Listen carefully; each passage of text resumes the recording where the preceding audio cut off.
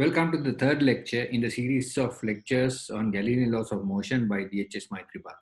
In this lecture, we will look at how to represent the motion in two different orthonormal frames and relate those two representations. As an example, let's consider the bead on a hoop problem. So the hoop is rotating about an vertical axis, E3, and the bead is rotating about the hoop. And if you try to write down Newton's equations in this frame E, if you assume that it is a fixed frame or sufficiently inertial frame, it is pretty evident that it is very difficult to write down the acceleration of this particle in terms of the E frame, and also the forces acting on the particle in the E frame. So if you think of this bead as one single particle with the whole mass concentrated at the center of mass of the bead, writing down these equations will be extremely difficult. However, if we use frames in an appropriate way so that the representation of the bead is convenient in a certain frame, for example, it is convenient to represent the bead in a frame that is rotating with the bead, and it is convenient to represent the frame with the hoop with the frame that is fixed onto the frame, onto the hoop. So for example, the frame C is fixed to the hoop so that the axis C1 is coming perpendicularly out of the plane, and C3 is aligned along the vertical direction, and C2 is perpendicular to the C1 and C3 direction. So if you look at it from this direction, this is what you would see, and then the frame B, which is fixed to the particle or the bead, will be rotating about the B1 axis. Now it is evident that writing down the position of the bead in the B frame is very convenient. However, since it is a rotating frame, writing down mx double dot is equal to F is not valid in the B frame. Therefore, we have to figure out how to relate the representations of the B frame quantity to the E frame quantity, which is what we will do in the next couple of slides. So let's consider two frames, one frame E with origin O and another frame B with origin O prime. Let's see how to represent this point P using the frame E. So as we had done before, we would write down the position P with respect to E using the three numbers x1, x2, x3 that correspond to the foot of the perpendiculars from the point P to the respective three axes.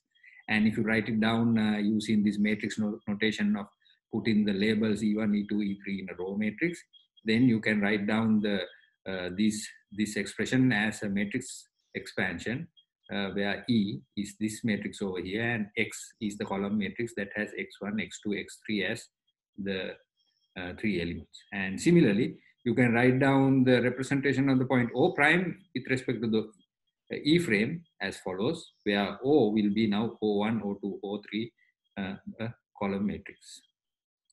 Now, you can also write down the representation of the point P in the B frame, and that can be written down as capital X1 along B1, capital X2 along B2, and capital X along B3. And again, if you write it down using matrix notation, using this row matrix as a representation of the frame, you get this expression over here. Now the question is, how do you relate the representation of the point P in the E frame to the representation of the point P in the B frame? So how do you relate simple X to capital X? That is what we will look at in the next few slides, and the velocities and the accelerations in the two respective frames also. So we start by considering an intermediate frame E prime, which is actually parallel to E. So E1 prime is parallel to E1, E2 prime is parallel to E2, E3 prime is parallel to E3, but the origin of the E prime frame coincides with O prime. Now if you write down O prime P, this point, O prime P, using the E prime frame, you will get three numbers. Again, the distances to the foot of the perpendiculars along the E1 prime, E2 prime, E3 prime axis from the point P. So if you put those three numbers in a column matrix X4 prime, which will have the three elements X1 prime, X2 prime, and X3 prime, you represent O prime P using this expression over here. Now we see that this allows us to relate x prime to x in the manner shown in the previous. So let's take a closer look again and try to relate how the B frame and the E frame are related to each other. We do so by actually looking at how the B frame is related to E prime frame. So all these axes are of unit length. So if you think of the end of the arrowhead or end of the axis as a point and write it down in the E frame. So B1, so for example, B1 will have something along E1 prime, something along E2 prime, and something along E3 prime. That's what we have written down over here. Similarly, B2, the edge of this arrow, can be written down in terms of the foot of the perpendiculars along E1, E2, E3 as this. And similarly, B3 can be written down as that.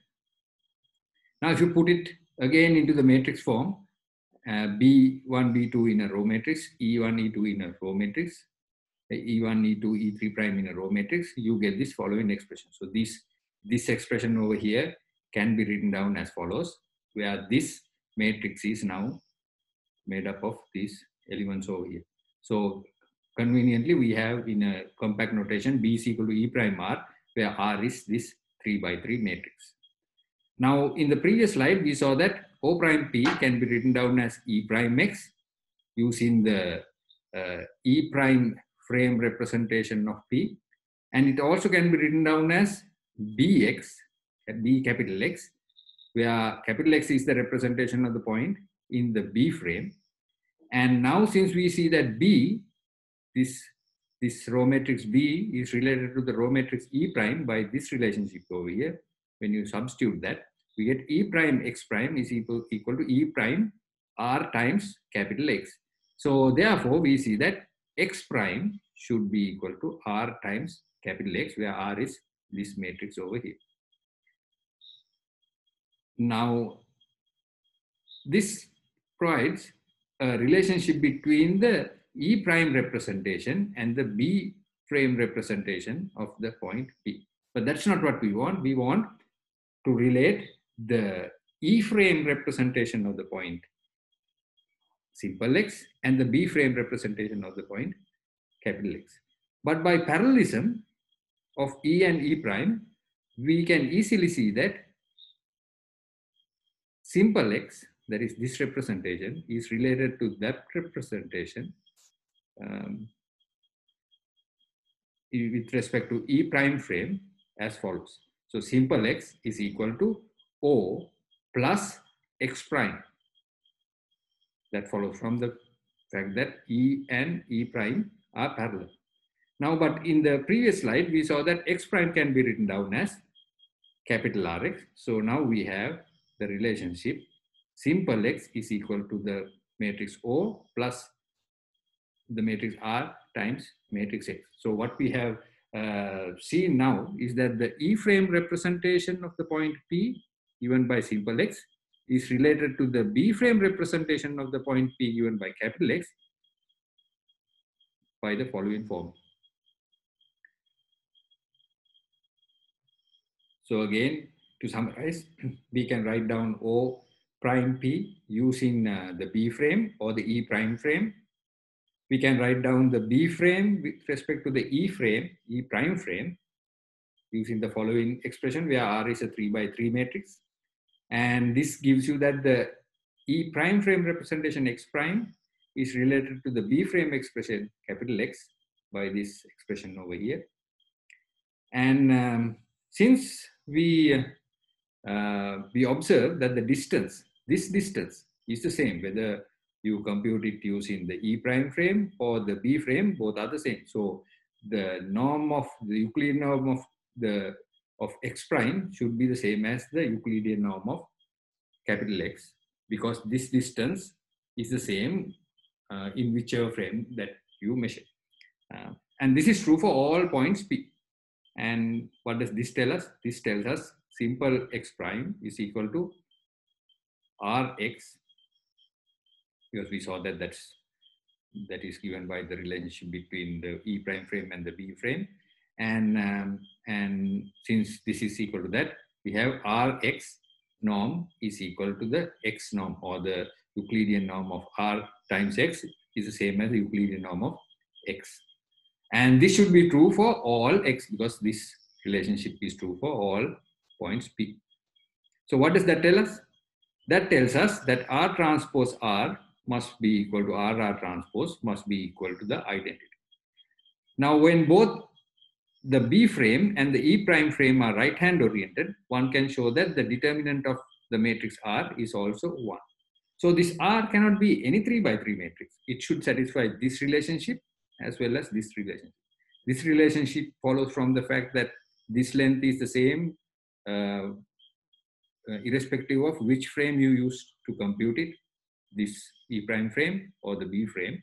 And since the E prime frame and the B frame representations are related by this, you plug it in here, and this tells you that this implies R transpose R is equal to R transpose is equal to I. So R cannot be any 3 by 3 matrix. The R that relates the B frame to the E prime frame cannot be any 3 by 3 matrix.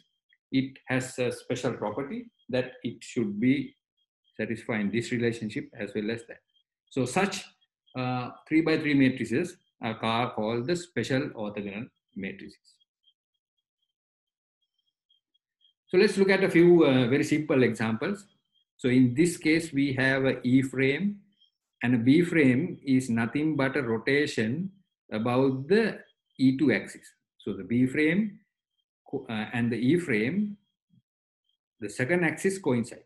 And so it is just a rotation about the E2 axis. So the B frame is a rotation about the E2 axis by an angle θ2. Now, if you write down what B1, B2, B3 is in terms of the E frame, and so the easiest way to do this is actually look at it from this side, and that's what we have done. Look at it from the B2, E2 direction, and then when you, so it's just a rotation about the E2 axis, and so then B1 will be from this, you see that B1 is 1 cos theta along E1 and minus 1 sin theta along E3 and 0 along E2. So that's what this says. Then B2 and E2 are coinciding. That's what that says. Then B3 is 1 cos theta along E3, E1. 1 sin theta along E1 and 1 cos theta along E3. And if you write it down in again in the matrix form, you get this represent relationship over here.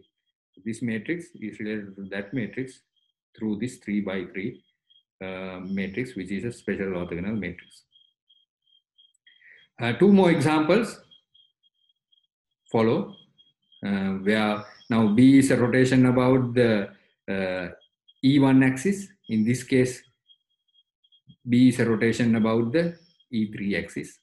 And again, like before, you can write down you can find out that the matrix that relates the two frames are given by this and this over here. So let's look at a little more complicated example where you have a bead that is constrained to move in a slot on a disk, where the disk is also rotating about this axis and the disk is also rotating about this axis over here. And so so if we put a frame, so we have an earth fixed frame E and you have a frame B that is fixed to the disk, so that the B3 and the E3 axis are coinciding. B3 and the E3 axis are coinciding, and B1 axis is coming out of the plane of the disk, and B2 is perpendicular to the B1 and B3. And now if you fix another frame C, so that it is fixed with respect to the disk, so that the B1 and C1 are coinciding, and C2 is perpendicular to the axis C3, that is perpendicular to the slot. And so this B frame is related to the E frame through a special orthogonal matrix that corresponds to a rotation about the third axis by angle theta. And C frame is related to B where the special orthogonal matrix corresponds to a rotation about the first axis by an angle phi. So we will use this notation over here, the subscript to denote the axis of rotation and the angle to denote the angle of rotation. So here R3 theta means a rotation about the third axis by an angle theta. R1 phi here means rotation about the first axis by an angle phi. Now what we really want is to find out how the C-frame representation of the point is related to the E-frame representation of the point. Therefore, what we need is actually how the C-frame is related to E-frame. So we see that C is equal to BR1 phi, but B is ER3 R3 theta. So if you plug that thing in, you find that the C is related to E by this matrix over here, which is just a multiplication of these two matrices. Where so R3 theta, so this shows that it is a rotation about the third axis. This is a rotation about the one axis. So this is that matrix, and this is this matrix. And when you multiply them, you get this thing over here. So that is that matrix over here. Let me pause for a while to summarize what we have been talking about so far. So far, we have been thinking of how to relate the representation of a point in two frames. The point P has a representation in the E frame given by simple X, and the point P has a representation capital X given in the B frame. And we saw that they were related through this matrix 3x1 matrix O and the 3x3 matrix R, where O is the representation of the point O prime with respect to the E frame, and O prime is the origin of the B frame. While doing this, we notice that the E frame and the B frame are related, or they are uniquely described by these two quantities, O and R, where R is a special orthogonal matrix, or in other words, satisfies these two properties. And therefore, we see that the relationship between E and B is uniquely given by the pair O and R, where O is a 3x1 matrix or an ordered triple of numbers, and R is a 3x3 special orthogonal matrix. Conversely, given any pair O and R, where O is ordered triple of numbers or a 3x1 column matrix, and R is a special orthogonal matrix, we can construct two frames using this relationship over here. We may also represent this pair O and R as a 4x1 matrix by putting R over here. So that's a 3x3 matrix, and the 3x1 matrix over here, and the 1x3 zeros matrix over here, and 1 over here. And this 4x4 matrix and the space of all possible such 4x4 matrices is called the Euclidean motion group. So let's now shift to figuring out how to describe the motion in two different frames. So maybe this is an inertial frame, and maybe that's a moving frame. We know how to write down equations of motion in an inertial frame. They are given by the Newton's equations. Can we write down equations of motion in a moving frame where the Newton's equations do not apply as in the usual way of F is equal to ma? So we saw again that the E and the B frame is related to the E frame through this special orthogonal matrix. And therefore the point P, the representation of point P in the E frame given by simple X, is related to the B frame representation capital X through this relationship over here. Now that's the position in the E frame and the position in the B frame. This is the relationship that gives you the position in the B frame to the position in the E frame. So they are related through O and R. And if you differentiate this, we get the relationship between the velocities in the E frame and the B frame. So if you differentiate X, you get the velocity of the point particle in the E frame. And if you differentiate the right-hand side, you get, using the product rule, that the velocity is given by this. Now, this can be easily computed if we know how to compute R dot. Well, to do that, we will notice the following, that R is a special orthogonal matrix. Therefore, R transpose R is identity. So if you differentiate this relationship using the product rule, you will get R transpose dot R plus R transpose R dot is equal to the 0, 3 by 3 matrix. Now, if you take this term onto the other side, what do we get? We get R transpose R dot is equal to the minus of R transpose R dot transpose. So what does this tell you? This tells you that R transpose R dot is equal to the minus of the transpose of itself. Or in other words, R transpose R dot is a skew symmetric matrix. Therefore, we may write R dot as R times omega hat. So if you replace that over here, R times omega hat, we get that the velocity in the E frame is related to the velocity in the B frame as follows. So we saw that the position in the two frames are given by this. Now we see that the velocities in the two frames are given by this. Differentiating this one more time, we find that the accelerations in the two frames are also related by this expression over here. So we have, just by bookkeeping or just by doing algebra, we have found that position of the representation of a particle, the position of it is given by this. The velocity of the particle in the two frames are related by this, and the acceleration of the particle in the two frames are related by that. So again, this is just a summary of what I said a while ago. And now if E is an E frame, we can write down Newton's equations for the particle P. And if all the other interactions of the world are replaced by the force acting on the point P, then M times X double dot in the E frame is equal to the force as expressed in the E frame. We saw that sometimes writing this X can be very difficult or tedious.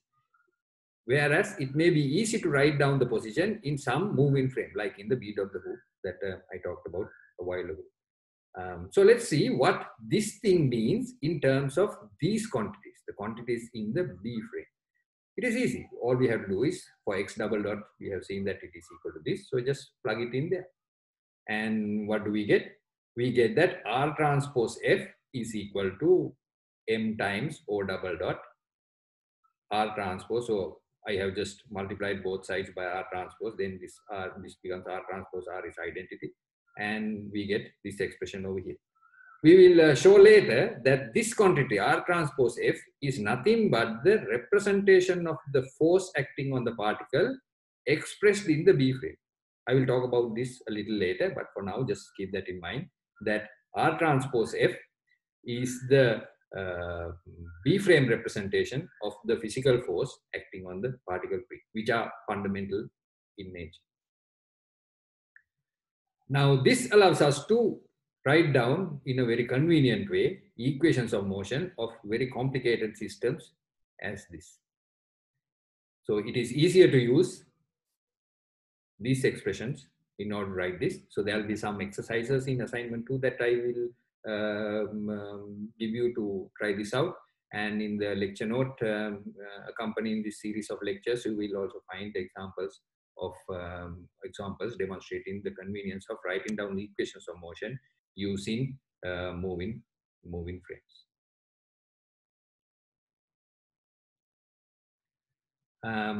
Let's take a closer look at all of this again. So we have two frames. E frame is the inertial frame, B frame is a moving frame. The E frame and the B frame are related by a special orthogonal matrix. We saw that R dot is equal to R omega hat, where omega hat is some skew symmetric matrix. Now, Newton's equations for the particle in the E frame are given by this, but it may turn out to be difficult to compute that. Therefore, we may resort to this expression over here, which was computed in the previous slide, to write down the Newton's equations instead. Because as you might see, if omega is known, and if you know the omega dot, then everything, the Newton's equations in the E frame can be written down in terms of B frame quantities alone. Now, so let's imagine the following situation. So we are in a moving frame, like on Earth. Earth is not an inertial frame. So Earth is moving around the sun and it is rotating about itself. So Earth is not a non-rotating frame. It is not an inertial frame. However, we don't notice that if you don't observe the motion of the sun or the moon or the celestial bodies, we don't observe that we are moving. So if we erroneously think that Newton's equations hold on Earth, what would happen? So then this is what would happen. So this is your acceleration on Earth. And so if I leave this term over here and take all these terms onto the other side, I get this expression over here. F minus all these other times is equal to mx double dot. Now this is the fundamental force, F. F is due to particle interactions in the universe, and it is independent of Earth and independent of you and I. So this is fundamental in nature. And so mx double dot now is equal to F minus these terms. What are these terms? Well, these terms are a consequence of the rotation of my frame. But if I was unaware of the rotation of my frame, I would think of these to be some external forces acting on me, whereas it is actually not. It is a consequence of the rotation of my frame. And therefore, they are called apparent forces in many literature. So I will leave it at that. So if you take this term and look at it separately, this is the term that you call the Einstein force, which is what you would feel in an elevator. In an elevator, you don't know whether you are moving. You suddenly feel yourself to be light, or you suddenly feel yourself to be heavy. And so that's the Einstein force. And this is called the centrifugal force. This is called the Coriolis force. And that's called the Euler's force. So I will not go into these slides, but you can actually rigorously apply all these principles to finding the effect of Earth's rotation on the motion of a particle. So we can fix a frame, inertial frame at the center, frame that is parallel to inertial frame at the center of mass, and assign another frame that is rotating with Earth, parallelly translate that frame to the surface of the Earth, and write equations of motion using this frame. And when you do that, well, I will not go into the details. You will end up with, so this is what we would write down as Newton's equation. So if we are unaware of the rotation of the Earth, we will think that we will neglect these terms, and we will only consider this term and this term over here, which is the gravity term. And as you would notice, these terms arise due to the rotation of the Earth.